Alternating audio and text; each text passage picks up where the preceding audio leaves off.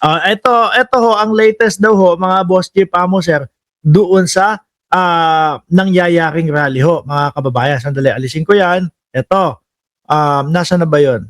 Ito daw, oh. INC. Oras pa natin ngayon ay pasado alas 4 na ng umaga at patuloy po ang pagdagsa ng mga miyembro ng INC dito. Meron tayong nakikita na may nakasuot na transparency and accountability na t-shirt. Meron ding may hawak-hawak po na banner na nakalagay po na panagutin ang tunay na salarin.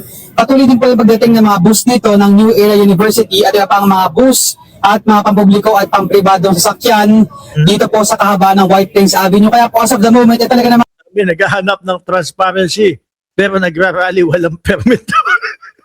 Grabe si Joker Tena. ang pahirapan na po ang makapasok dito sa kahabang ito ng kalsada. Dito po yan malapit sa EDSA, People Power Monument. Natatanong po tayo dito sa ating mga nakakasalubong Yan, magtatanong sa mga nakasalubong, ano daw? kung ano ang pakay nila ngayong araw, pero hindi pa tayo sinasagot kung ano yung kanila talagang intensyon sa ginagawa. Sabi ni Ma'am Neng Gigi, magkano kaya ang bayad dyan per tao? Tingin nyo may mga binayaran dito? Ako hindi ko alam. Ano po?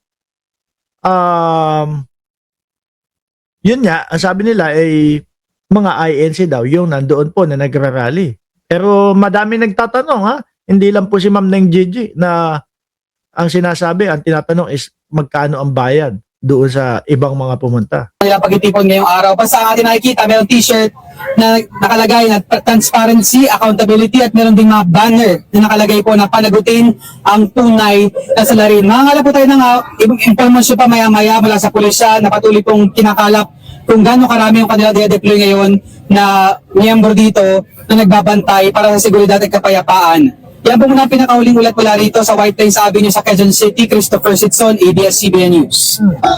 Sa pamilya, oras natin ngayon ay mag-aalas 5 na ng umaga, June 30, 2026. Kung yung makikita sa aking likuran na hindi ko makaraan yung mga motorista dahil sa mga nakaharang na Anyway, kapag katapos din, no, kagaya niyan, anong oras dyan sa Pilipinas? Alas 10:29, no? Siguro mga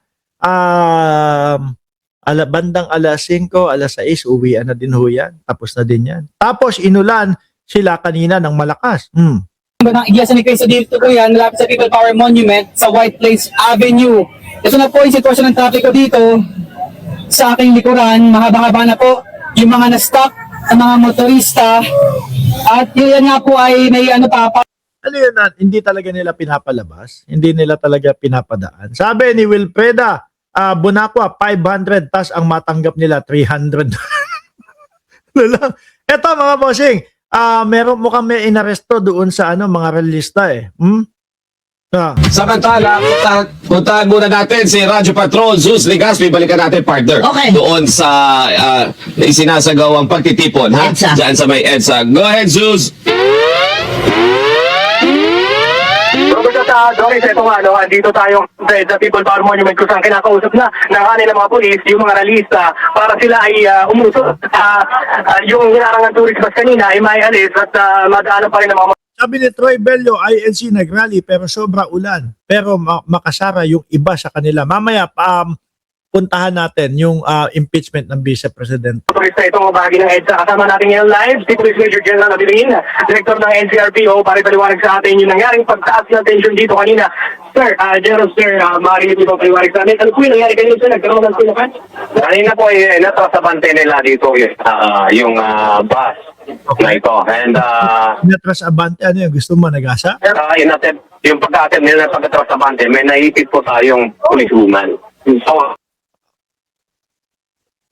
Inattempt nila i-atras Abante. So gustong manakit, ganon? Ma'am Dali Babe Castro, shout out po sa inyo. Gustong manakit, ganon? they're right rin din dahil naipit, nasaktan. Of course, we have to arrest yung responsible person. Yes, sir. Pero as of now, sir, wala pa tayong detalye nung Ang detalye, pero wala pa pong detalye. We will update you pag nakuha natin yung detalye. So ano pong plano natin dito? Itoto natin ito para ma-open yung flow ng traffic. Tinintay lang natin yung tow truck kasi walang madaanan yung tow truck. So ang tow truck pang galing dun sa South Park.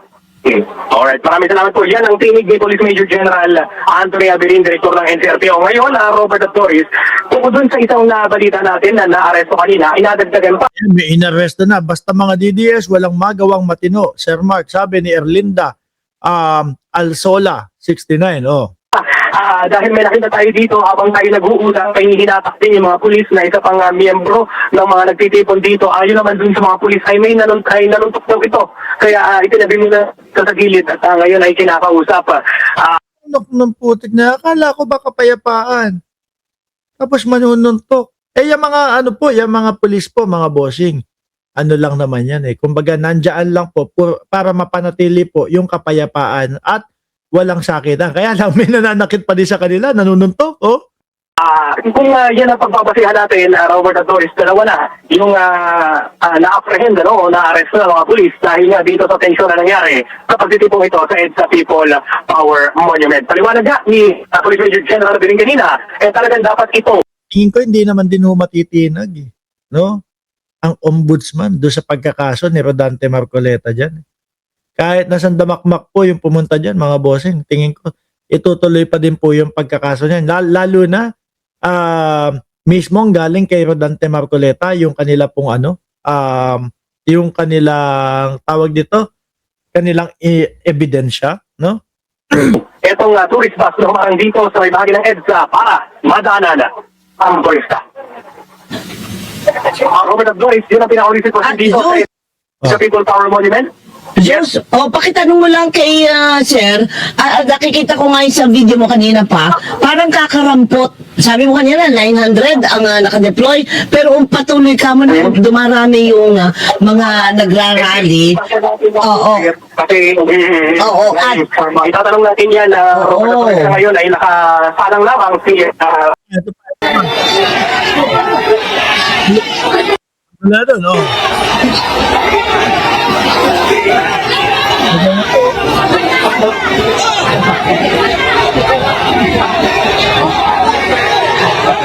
Rambulan at ang gulo na, Sabi ni Susan Suarez, baka malaki ang binigay ni Cubeta sa INC na donasyon kaya todo sila makaprotekta kay Marcoleta. Sabi ni Sir Ed Ong, nag-uumpisa sila ng kaguluhan para mag-udyok ng INC DDS power nila at iyak later pag naaresto. Ganun na nga ho, mga kababayan.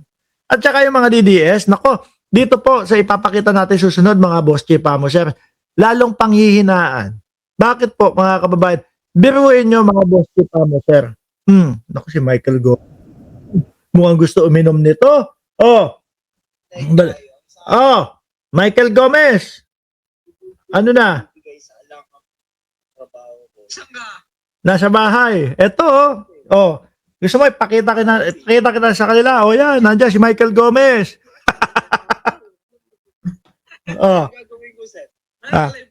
Naka-live ako.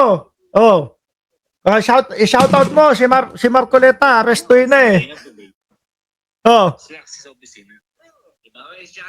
tawagan kita mamaya, Okay. Sige. Ayun to. Ito dito panghihinaan lalo yung mga DDS dito, mga kababayan. Kasi po, ayan, kagaya niyan. Pati yung Supreme Court spokes. 4 trial lawyers join impeachment prosecution team. Anak ng putik na yan.